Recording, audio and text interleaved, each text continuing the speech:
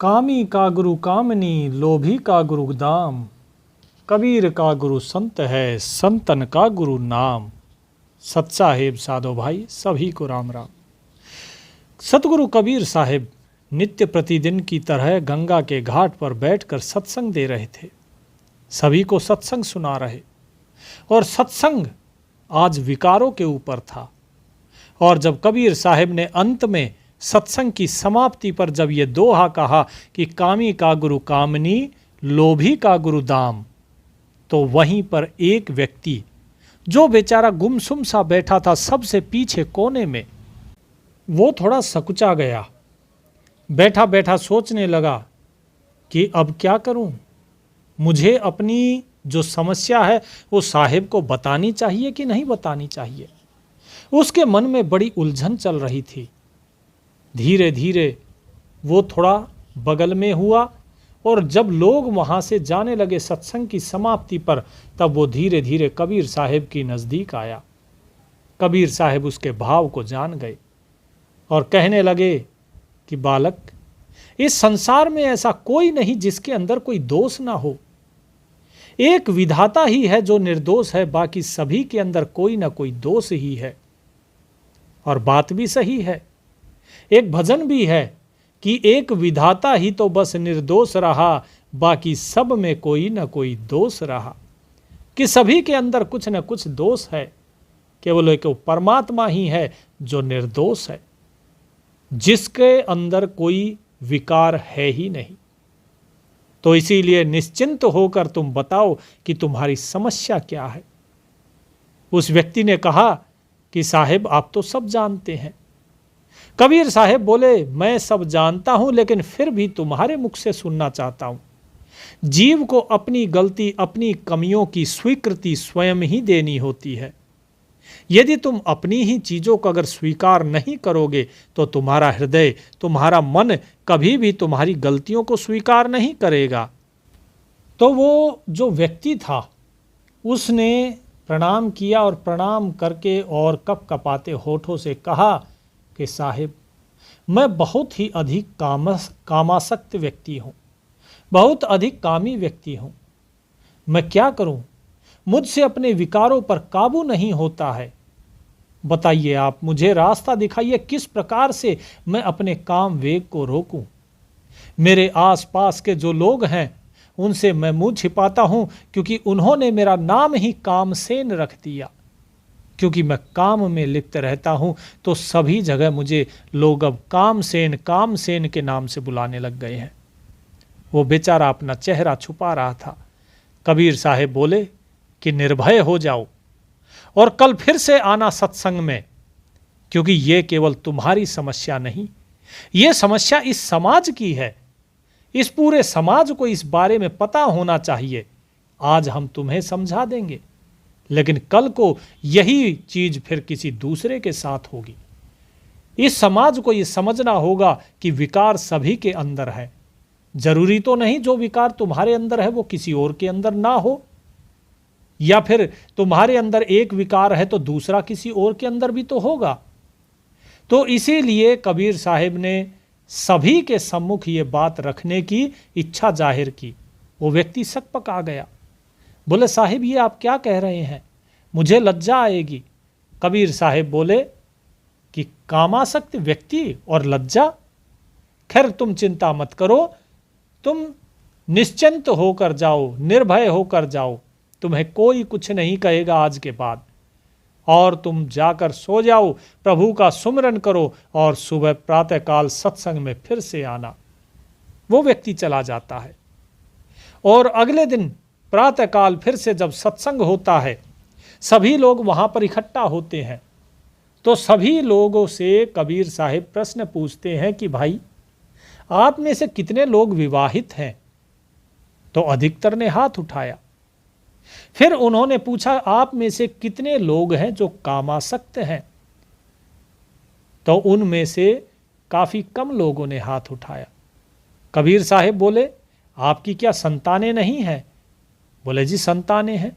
बोले, बिना काम आसक्त हुए क्या तुम्हारी संतानें हो गई? तो सभी लोग कहने लगे, बोले नहीं जी वो तो जरूरी है। कबीर साहब बोले कि फिर तुमने हाथ क्यों नहीं उठाया? यदि तुम स्वयं ही अपनी कमियों को छुपाओगे तो तुम अपने मन को शुद्ध कैसे करोगे? तुम्हारे मन में स्वयं ही कपट भरा हुआ है। जब तक इस कपट को तुम त्यागोगे नहीं, तुम स्वयं को दिखाते हो हम कितने उत्तम हैं, हम कितने साफ हैं, लेकिन अंदर तो वो काम भरा हुआ है। जब तक उस काम को बाहर नहीं निकालोगे तब तक तुम शुद्ध कैसे होगे? और जब तक तुम अपनी गलती ही नहीं स्वीकार करोगे तब तक तुम किस प्रकार से शुद्ध होगे? क्योंकि तुमने अपनी गलती स्वीकार ही नहीं करी तो गलती को सुधारोगे कैसे? क्योंकि मन की तो आदत होती है, वो वही चीज सुधारता है जहां वो ये समझे कि हाँ ये मेरी गलती है। यदि आप किसी चीज को अपनी गलती मानते ही नहीं तो सुधारोगे कैसे? मैंने बड़ा सीधा सा प्रश्न पूछा, आप में से कितने काम आ सकते हैं? लेकिन आप में से बहुत कम चुनिंदा लोगों ने हाथ उठाया, जबकि आप सभी लगभग इक्का दुक्का को छोड़ दिया जाए तो सभी के सभी विवाहित हैं। तो ये सारी बातें सुन के लोगों की नजरें झुक गई। तो कबीर साहब ने फिर से वही दोहा कहा जो पिछली शाम को कहा था कि कामी का गुरु कामनी, लोभी का गुरु दाम, और कबीर का गुरु संत है और संतन का गुरु नाम। अब वहां पे ये सारी बात जब हुई तो कामसेन वो हाथ कपकपाते हुए रूधे कंठ से खड़ा हो गया। उसने हिम्मत की कि हे काशी के जुलाहे, हे महापुरुष, हे सतगुरु, आपने मेरा भ्रम तोड़ दिया। मैं बहुत दूर से भाग कर आया हूं, मेरा चित्त शांत नहीं है। लोग मुझे कुलहीन कहते हैं, मैं धनवान भी हूं, परंतु मेरा मन 24 घंटे केवल स्त्रियों, रूप और वासना के चिंतन में डूबा रहता हूं। मैं जब भी ध्यान लगाने बैठता हूं आंखों के सामने केवल कामुक दृश्य तैरते हैं। कल आपने मुझसे कहा कि जाओ परमात्मा का सुमरन करो, आराम से सो जाओ, लेकिन कैसे सो जाऊं? जब सुमरन करने बैठा तो मेरे सामने केवल और केवल वही दृश्य दिखते हैं। मेरी बुद्धि, मेरी आत्मा सब किसी के अधीन हो चुकी है। मेरी इस दुर्गति का क्या कारण है? मुझे इस जाल से कौन बचाएगा? कबीर साहब उसकी तरफ इशारा करते हुए कहते हैं कि भाई देखो इसकी तरफ, कौन है ये? तो उनमें से कुछ लोग उसे पहचानते थे। वे कबीर साहब को बोले, अरे ये तो कामसेन है, और हंसने लगे। कबीर साहब बोले, ये कामसेन नहीं है, ये कामसेन नहीं है, ये वो व्यक्ति है जिसने अपने विकार को पहचाना है और जो उस विकार से छुटकारा चाहता है। लेकिन आप लोग इसको कामसेन कहकर और हंस रहे हैं। एक बार अपनी तरफ देखिए, किसके अंदर विकार नहीं है? अरे जिसके अंदर विकार नहीं है वो तो परमात्मा ही हो जाता है। जो शुद्ध बुद्ध चैतन्य हो गया वही तो परमात्मा है। क्या आपके अंदर विकार नहीं? क्या आपके अंदर द्वंद्व नहीं? क्या आपके अंदर लोभ नहीं है? किसके अंदर विकार नहीं है? कबीर साहब कहते हैं उस व्यक्ति को जिसका नाम कामसेन रखा हुआ था कि हे भाई, तू जिस जाल की बात कर रहा है वो बाहर नहीं, वो तेरे भीतर के झुकाव का परिणाम है। इस संसार में मनुष्य जिस व्यक्ति की चाह करता है उसकी चेतना वैसी ही हो जाती है। तूने अपने जीवन की बागडोर को अपनी वासना के हाथों में सौंप दिया। अब सुनो इसकी हकीकत कि कामी का गुरु कामनी, लोभी का गुरु दाम। यहां पर सारा समाज बैठा हुआ है, सत्संगी समाज बैठा है, लेकिन यह सत्संगी समाज भी ये क्या कामनी और लोभ से क्या परे है? जो व्यक्ति वासना में अंधा है उसका मार्गदर्शक, उसका ध्येय, उसका लक्ष्य, उसका गुरु केवल स्त्री होती है, भोग का रूप बन जाता है। वो कामनी उसका गुरु बन जाती है। वो सोते जागते उठते बैठते उसी के इशारों पर नाचता है। उसकी बुद्धि स्त्री के रूप के अधीन हो जाती है। और जो लोभी होता है उसका गुरु होता है दाम, धन, दौलत। ये उसका गुरु बन जाता है। वो केवल पैसे के इशारे पर चलता है, चाहे उसके लिए अपने धर्म को ही क्यों ना बेचना पड़े, लेकिन फिर भी वो केवल धन के पीछे जाता है। क्या यहां पर बैठे लोगों में कोई ऐसा नहीं है जिसने धन को त्यागा हो? सभी के पास धन है, सभी धन के पीछे पड़े हैं, और किसके पास ऐसा है कि जिसने विवाह किया है और अपनी स्त्री को जिसने छुआ तक ना हो? कोई ऐसा नहीं। सभी के अंदर आसक्ति है।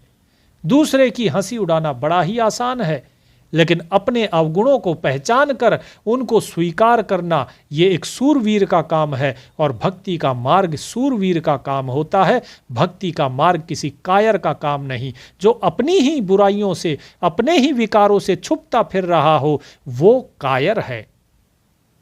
कामसेन ने कहा, तो भगवान, तो फिर उद्धार का मार्ग क्या है? क्या इस आसक्ति के रहते कोई सच्चा गुरु नहीं मिल सकता? क्या हम किसी सच्चे गुरु की शरण ग्रहण नहीं कर सकते?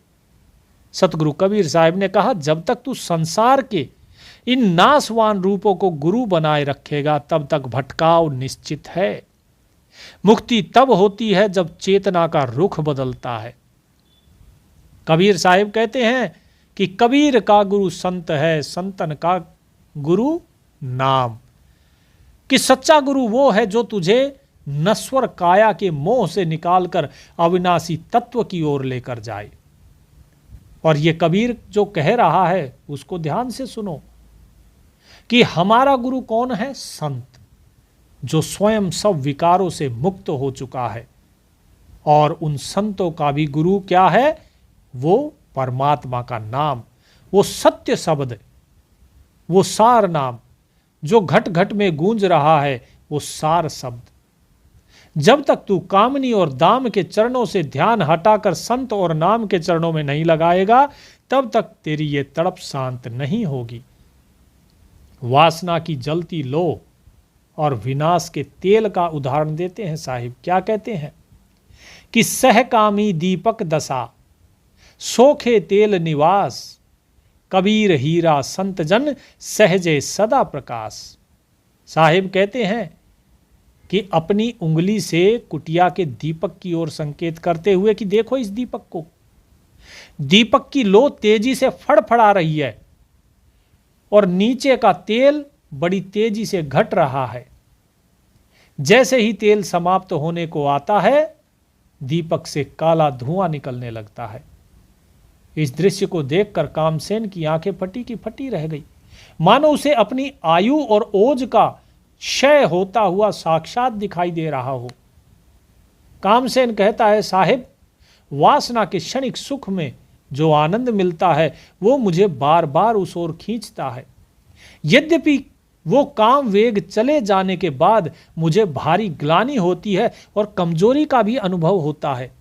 मेरा शरीर शिथिल हो जाता है, फिर भी मेरा मन उस आग में कूदने से बाज नहीं आता। ये कैसी विवशता है? कबीर साहब बोले, ये विवशता ही जीव का अज्ञान है भाई। जिसे तू सुख समझ रहा है वो वास्तव में तेरे जीवन की ऊर्जा का आत्मघाती क्षय है। इस दीपक की दशा को देख, अपने जीवन को समझ। जो तत्व होता है उस तत्व को पहचान।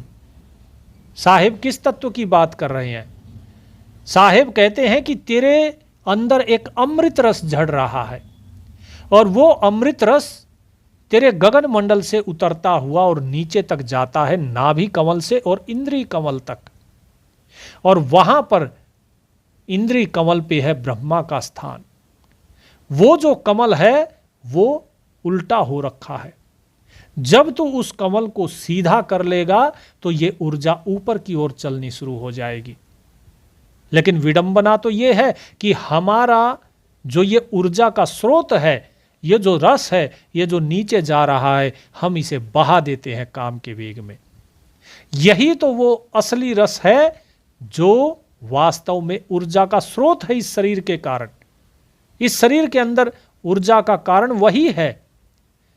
और जब जीव के अंदर ये ऊर्जा का स्रोत धीरे धीरे कम होना शुरू हो जाता है, व्यक्ति की शक्तियां धीरे धीरे कम होती जाती है, उसकी इंद्रियां शिथिल होती जाती हैं, उसका शरीर शिथिल होता जाता है, उसकी मांसपेशियां, उसकी हड्डियों की जो ताकत है वो घटती चली जाती है।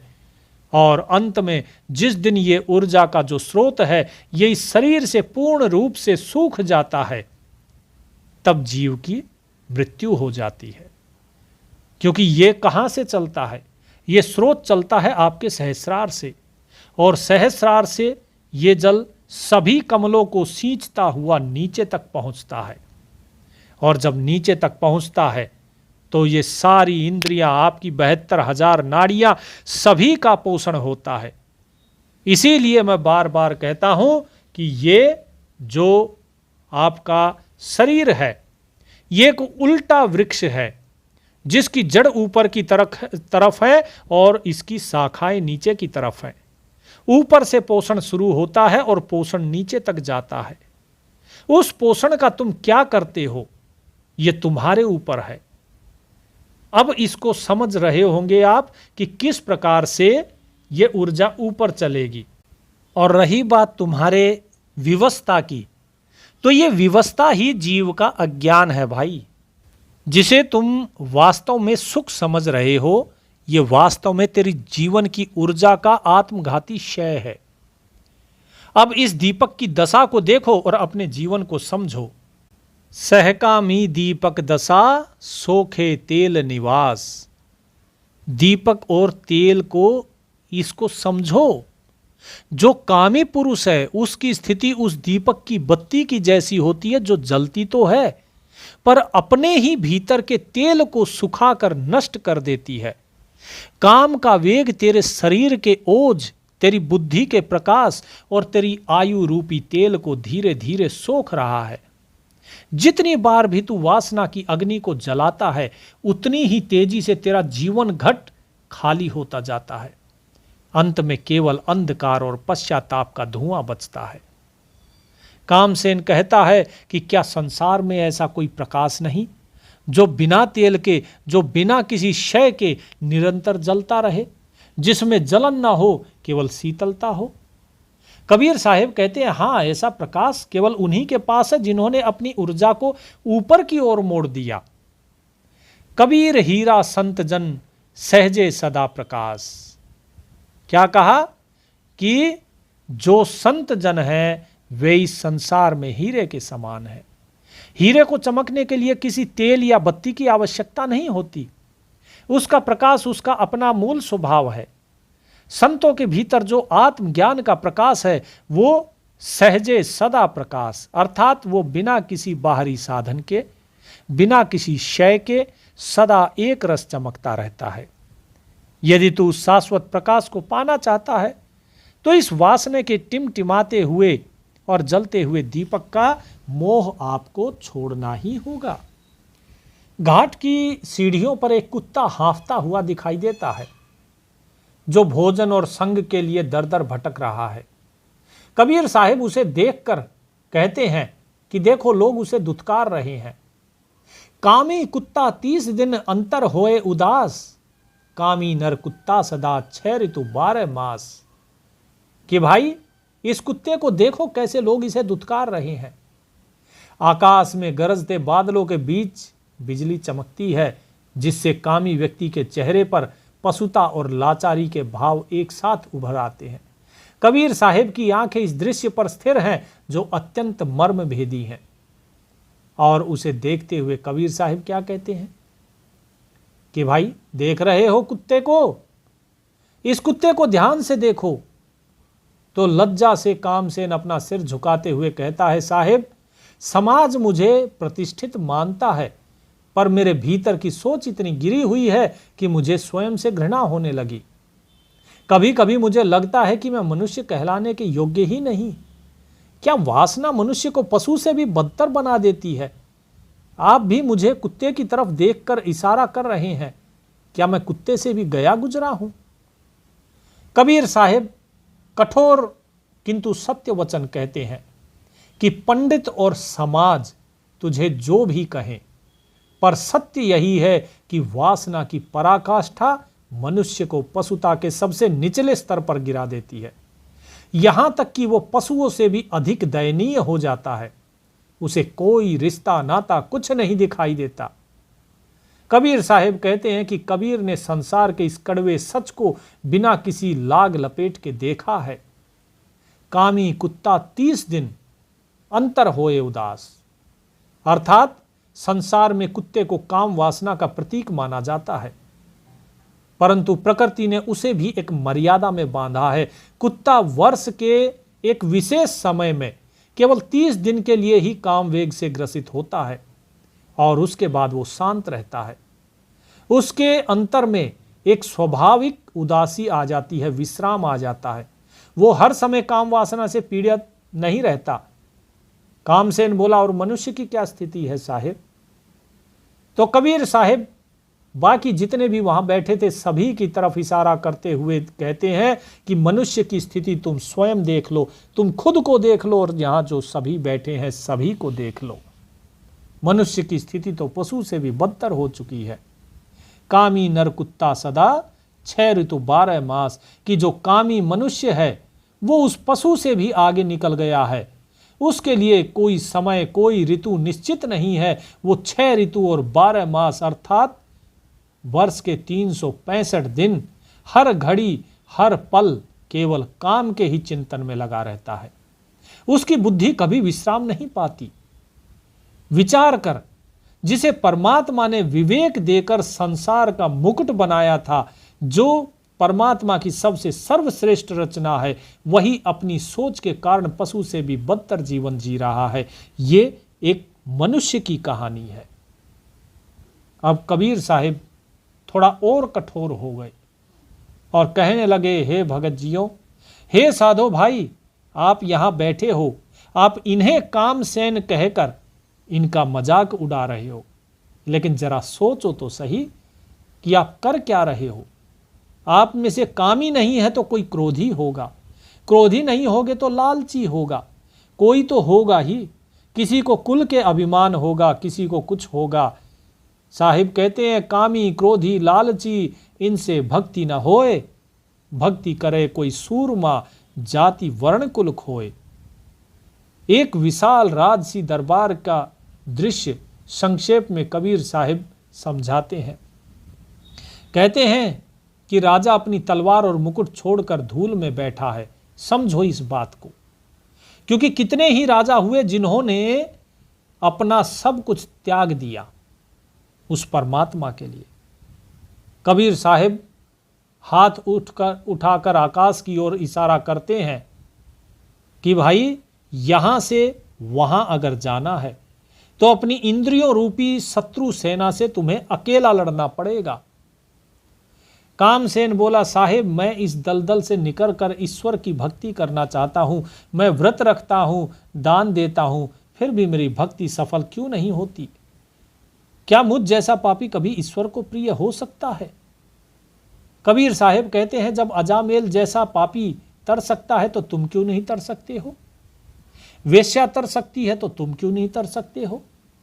भीलनी तर सकती है तो तुम क्यों नहीं तर सकते हो? और मीरा तर सकती है तो तुम क्यों नहीं तर सकते हो? भक्ति किसी रजवाड़े की, किसी बड़े खानदान की या किसी छोटी जाति की मोहताज नहीं है। भक्ति हर एक व्यक्ति का कर्तव्य है, वो उसका अधिकार है, और जो इस कर्तव्य को नहीं निभाता वो कृतघ्न है। कामसेन कहता है कि साहिब मैं इस दलदल से निकलना चाहता हूं, क्या मैं ईश्वर को प्रिय हो सकता हूं? कबीर साहिब बोले, भक्ति कोई ऊपरी ढोंग नहीं है कामसेन, कि सुबह पूजा कर ली और दिन भर विकारों में डूबे रहे। भक्ति के महल में प्रवेश करने के लिए कुछ मूलभूत पात्रताएं आवश्यक हैं। जिसके हृदय में काम का वास है, जिसके स्वभाव में क्रोध की अग्नि जल रही है, जिसकी बुद्धि में हर वस्तु को हड़प लेने का लालच है, वो चाहे जितने जतन कर ले वो भक्ति नहीं कर सकता। वो कहने के लिए भक्ति का दिखावा कर सकता है, लेकिन भक्त नहीं हो सकता। ऐसे ही व्यक्ति भक्ति मार्ग को कलंकित करते हैं। ऐसे ही व्यक्ति साधु वेश को कलंकित करते हैं, जो स्वयं तो साधु वेश धारण कर लेते हैं, लेकिन उनके मन में काम क्रोध लोभ मोह अहंकार ये अपना डेरा डाले रहते हैं। भक्ति का अर्थ है पूर्ण समर्पण, और विकारों का अर्थ है अहंकार का पोषण। ये दोनों एक म्यान में 2 तलवारों की तरह है जो कभी एक साथ नहीं रह सकती। कामसेन ने कहा, तो फिर इस मार्ग पे कौन चल सकता है? भक्ति करने का साहस किसमें होता है? कबीर साहिब कहते हैं, भक्ति करे कोई सूरमा, जाति वर्ण कुल खोए। भक्ति का मार्ग किसी कायर का काम नहीं, इस मार्ग पर तो कोई सूरमा जो आध्यात्मिक योद्धा हो वही चल सकता है, कोई क्षत्रिय ही चल सकता है। और वो सूरमा, वो क्षत्रिय कौन है? जो अपनी जाति का अभिमान, अपने ऊंचे वर्ण का अहंकार या अपने कुल की झूठी मान प्रतिष्ठा को पूरे तरीके से त्याग देता है, वो चल सकता है। जब तू समाज में अपनी इज्जत, अपनी देह के सुख को बचाना चाहेगा, तब तक तू सूरवीर तो नहीं हो सकता। अपनी इंद्रियों को जीतना ही सबसे बड़ा युद्ध है। मैंने प्रश्न किया, आप में से कितने काम सकते हैं? और कितनों ने हाथ उठाया? केवल गिने चुने लोगों ने, जबकि सभी काम आ सकते हैं। क्या मुझसे कोई चीज छुपी है? उसके बावजूद लोगों ने स्वयं को बचाना चाहा। क्यों? अपनी झूठी देह की झूठी इज्जत के लिए, इस सामाजिक इज्जत के लिए। और जो ये कुल के कलंक और इन सब में फंसा हुआ है, वो भक्ति नहीं कर सकता। भक्ति करे कोई सूरमा, जाति वर्ण कुल खोए। जो जाति का अहंकार, जो अपने वर्ण का, अपने कुल का मान सम्मान अहंकार जो रखता होगा, वो भक्ति नहीं करेगा। जो इन सब से परे हो जाएगा वही भक्ति कर सकता है। कबीर साहिब ये जब बात कह रहे थे तो कामसेन ने पूछा कि साहिब आप बार बार सूरमा की बात कह रहे हैं, सूरवीर की बात कह रहे हैं, आप क्षत्रिय की बात कह रहे हैं।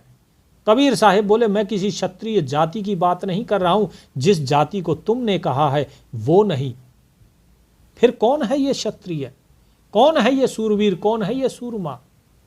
कबीर साहिब कहते हैं कि भाई ये सूरमा कौन है उसे ध्यान से समझो। जो ब्राह्मण होता है, ब्राह्मण वो है जो ब्रह्म को जान लेता है।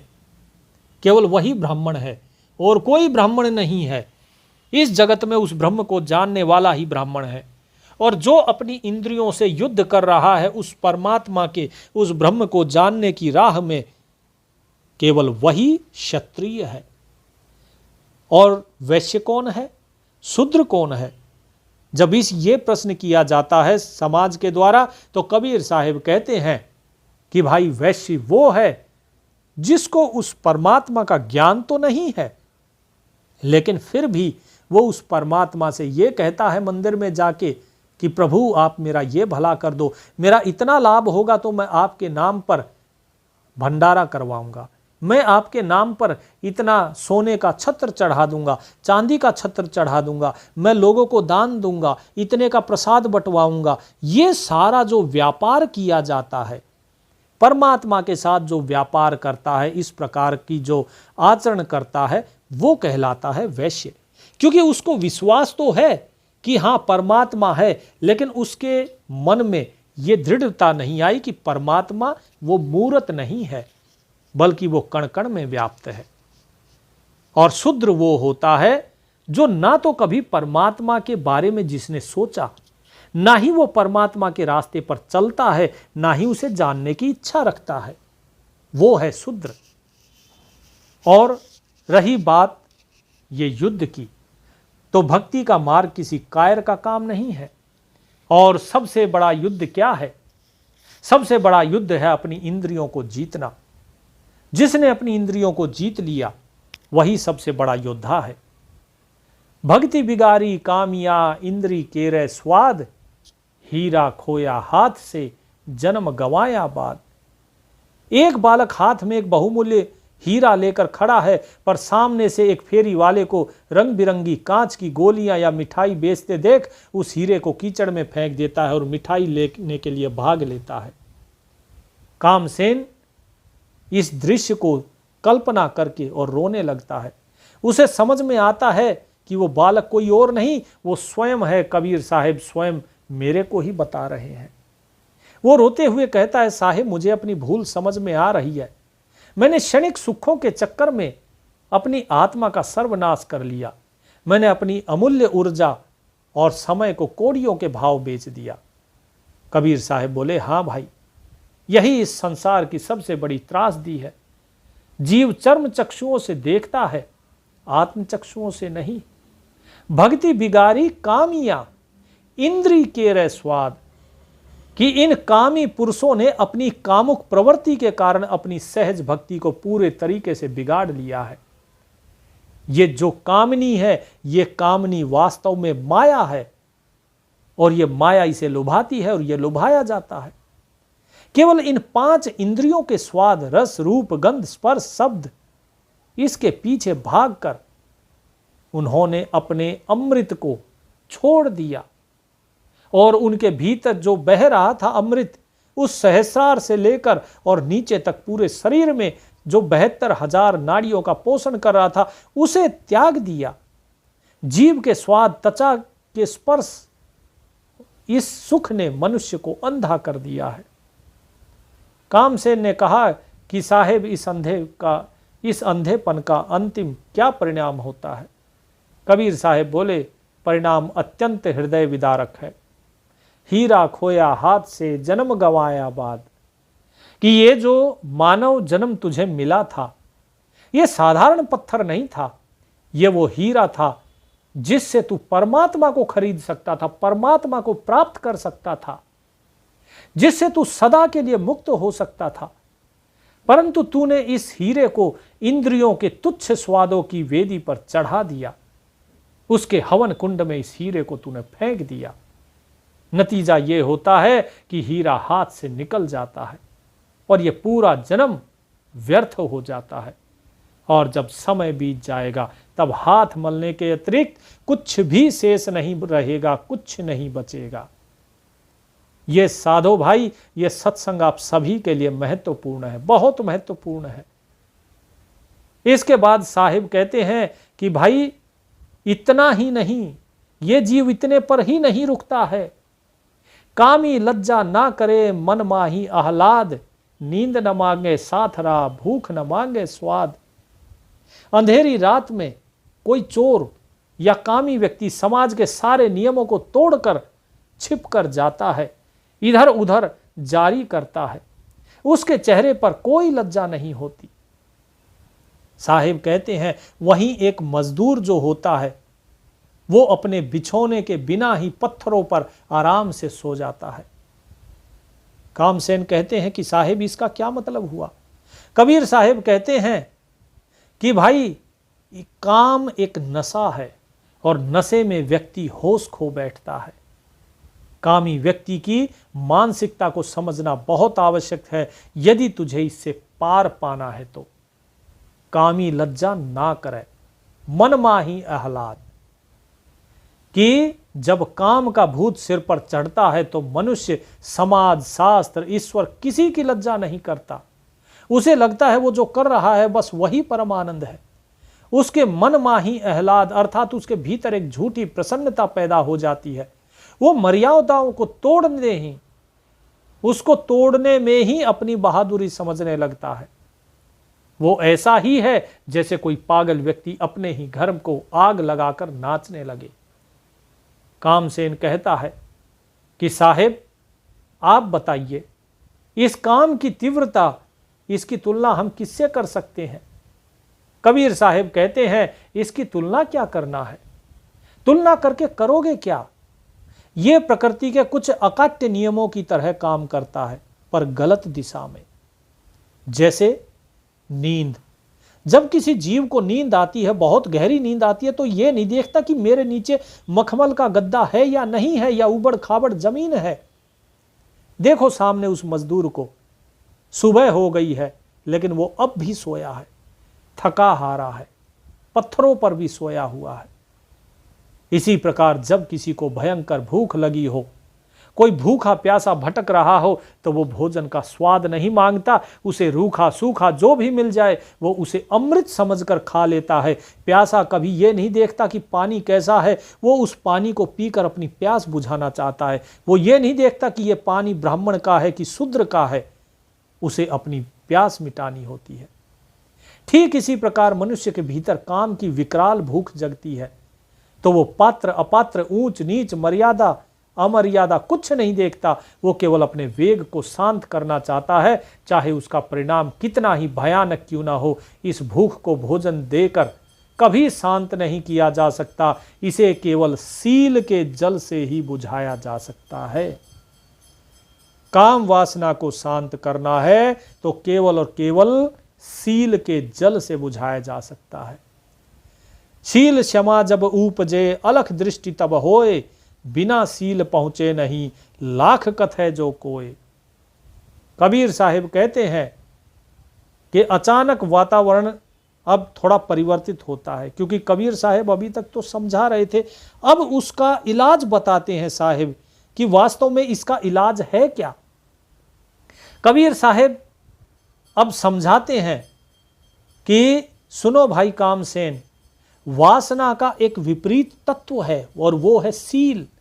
कुछ लोग इसे ब्रह्मचर्य कहते हैं, पवित्रता, कुछ सदाचार कहते हैं।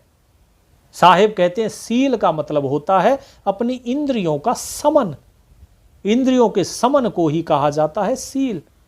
जब तक भीतर सील का जन्म नहीं होगा तब तक ये दिव्य यात्रा तुम नहीं कर पाओगे। सील क्षमा जब उपजे अलख दृष्टि तब होए।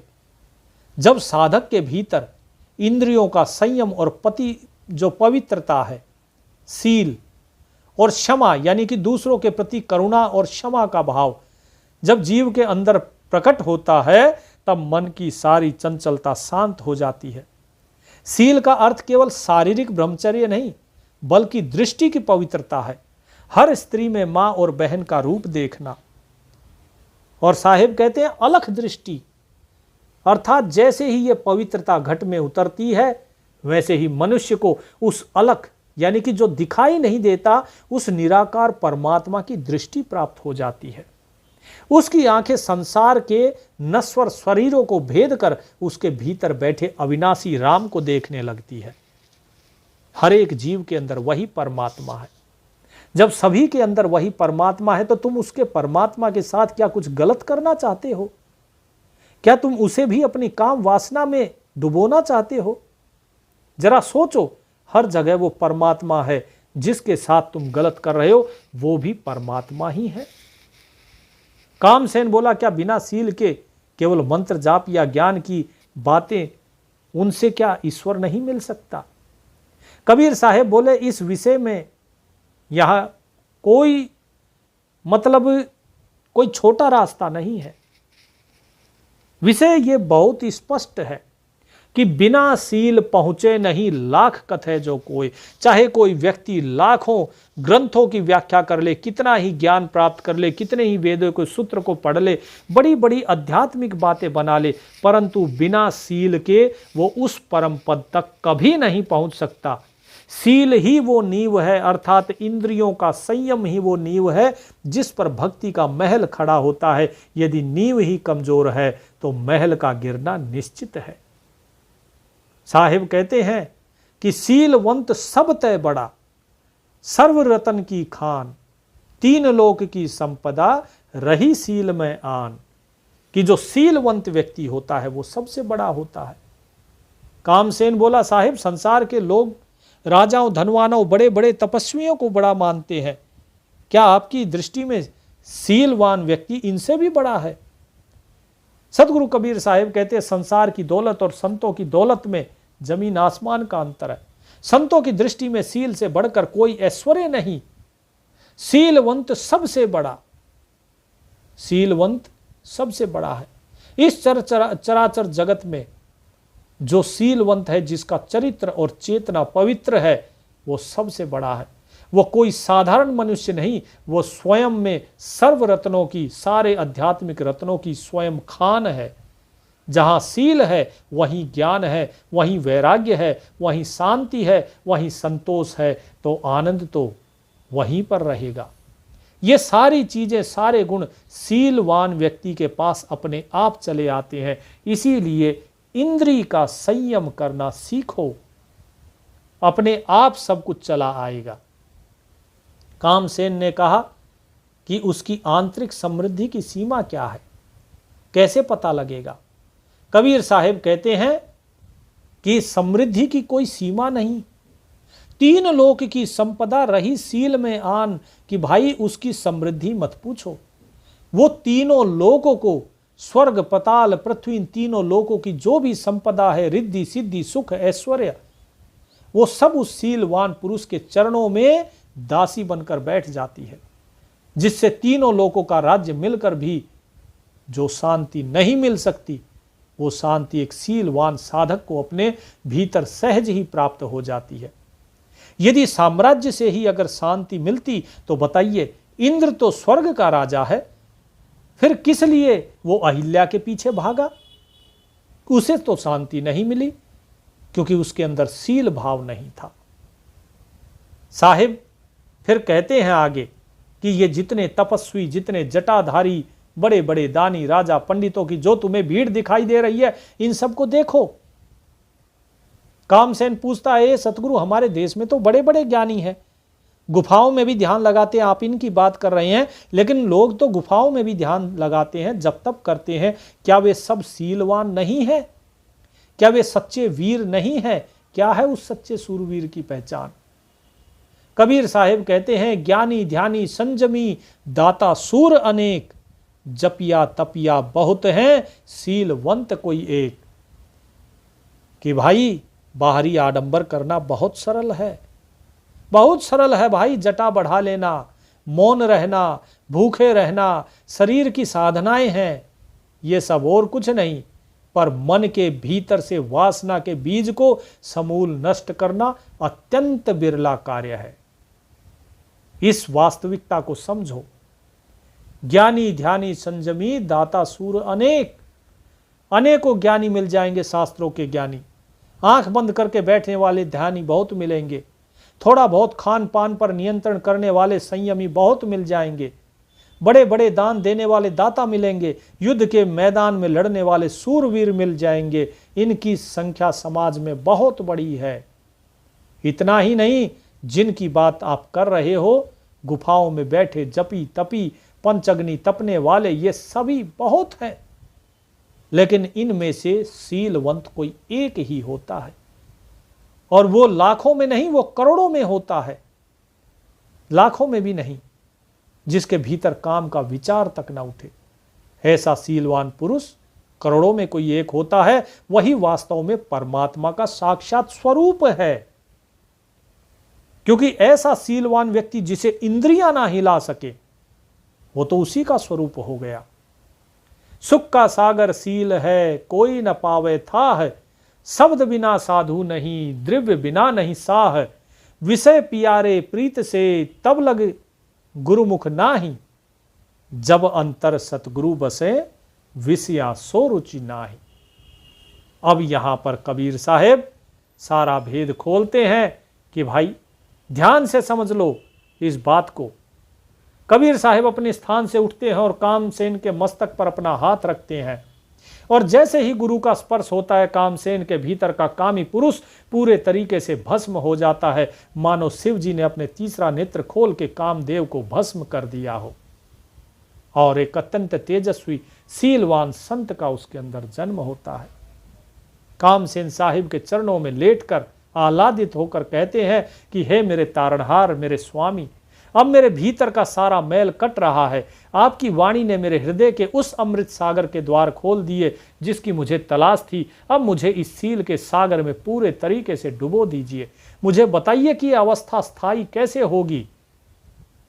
इस बात पर जो वहां पर और लोग बैठे थे, उन्होंने भी कहा कि साहेब, ये काम किसी को टिकने नहीं देता, ये काम सबको अपने वश में करके रखता है। एक छोटे बालक से और बूढ़े तक सभी को इस काम ने घेरा हुआ है। आप बताइए ये सील भाव कैसे प्राप्त होगा, किस प्रकार से हम इस काम के वेग को रोक सकते हैं।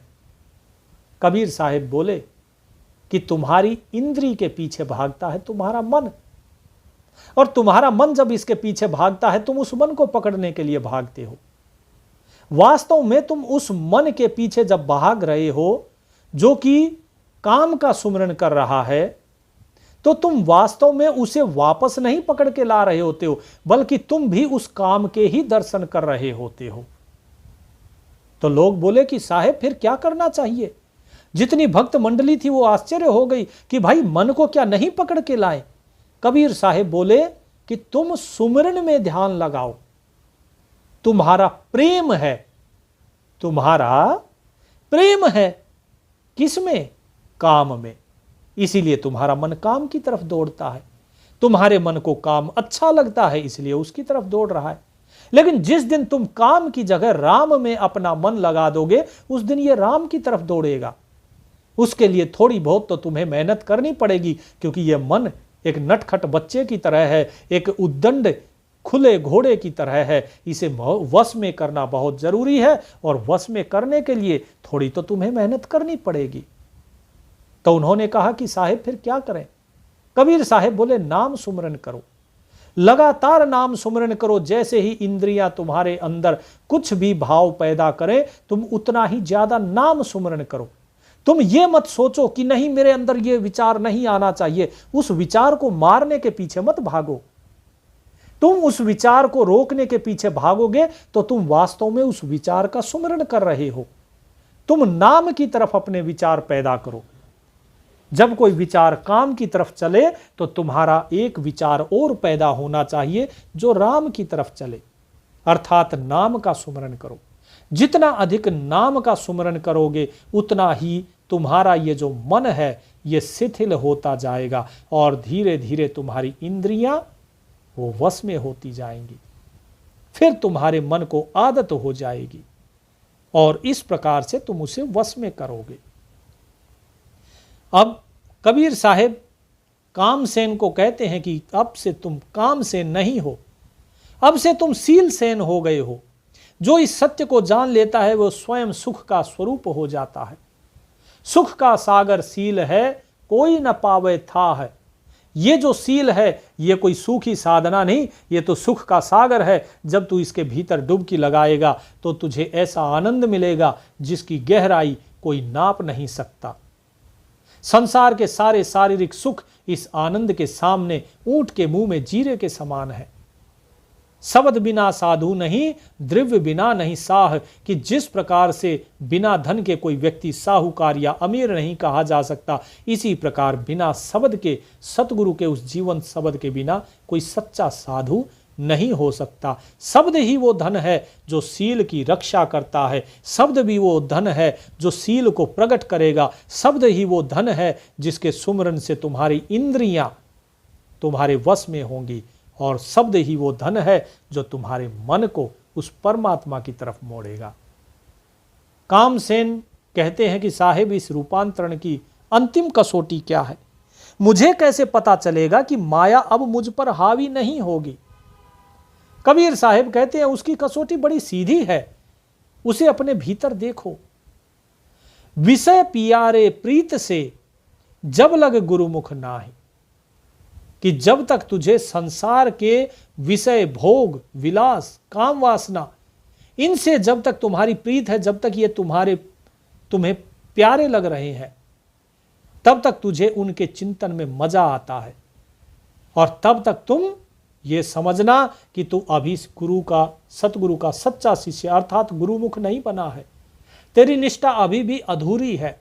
अपने भीतर देखो, अपने भीतर झांको और देखो कि तुम्हारे अंदर ये काम, क्रोध, लोभ, मोह, ये वासनाएं कितनी हैं। तुम अभी भी इसके प्रति आसक्त हो कि नहीं हो? अगर तुम्हारे अंदर कोई क्रोध नहीं है, कोई काम वासना नहीं है, कुछ भी नहीं है, कोई भी किसी भी स्वरूप में स्त्री खड़ी हो, जवान हो, सुंदर हो, कोई भी हो, यदि उसे देखकर तुम्हारे मन में कोई वासना, किसी प्रकार का विचार नहीं आ रहा है, तो तुम समझना कि हां, विकार नहीं आ रहा है। लेकिन यह सिर्फ तुम्हारे सोचने से नहीं, जब परिस्थिति आती है तब तुम किस प्रकार से व्यवहार करते हो तब पता लगता है। तुम्हारी नजर में कोई स्त्री हो सकता है कुरूप है, उसे देखने पर तुम्हारे अंदर काम जागृत नहीं हुआ और तुम कहो कि नहीं जी, मैंने तो काम को जीत लिया है। यह गलत बात है। जब कोई ऐसी स्त्री आएगी तुम्हारे सामने जिसके प्रति तुम आसक्त रहते हो, वो तुम्हारे सामने आए और तुम्हारे मन में कोई विचार ही ना उठे, तब समझना कि हां, काम तुम्हारे वश में हो रहा है। साहेब कहते हैं, जब अंतर सतगुरु बसे विषया से रुचि नाही, कि जिस क्षण तेरा समर्पण पूर्ण हो जाता है, अर्थात जब सतगुरु का शब्द और उनकी चेतना तेरे हृदय में पूरे तरीके से स्थापित हो जाती है, तब एक चमत्कार होता है। क्या? कि तेरी उन तुच्छ विषयों से जो रुचि है वो स्वतः ही समाप्त हो जाती है। तुझे उन्हें छोड़ना नहीं पड़ता, वे तुझसे स्वयं छूट जाते हैं। जैसे मिश्री का स्वाद चखने के बाद कोई मिट्टी नहीं खाता, वैसे ही नाम का रस मिलने के बाद वासना का स्वाद पूरे तरीके से फीका पड़ जाता है। लेकिन जब तक उस नाम का स्वाद नहीं चखा, तब तक जीव इस संसार के इस विषय वासनाओं को ही सोचता है कि यही परम सुख है, इसके अलावा कोई सुख है ही नहीं। तो साधो भाई, इस भेद को समझिए कि सुमरन करो, नाम से प्रेम करो, तो अपने आप ही काम छूटता चला जाएगा। तो इसीलिए नाम की तरफ चलो, काम की तरफ नहीं। और जो साहिब ने इस सत्संग में भेद बताया है, उस भेद को अच्छे तरीके से समझ लीजिए, क्योंकि बहुत से ऐसे भक्त हैं जिनके हमारे पास आते हैं ऐसे प्रश्न कि भाई हम काम विकार में घिरे हैं, हम क्या करें, हमारे साथ इस प्रकार की घटनाएं हो रही हैं, किसी को रात को कुछ सपना आ रहा है, किसी को कुछ आ रहा है, और उसके मद्देनज़र उसका जो स्वयं का जो धन है वो व्यर्थ हो जाता है। तो उम्मीद करते हैं साहिब की वाणी आपके लिए एक अमृत वरदान साबित हो। परमात्मा सभी पर अपनी कृपा बरसाएं। सत साहिब।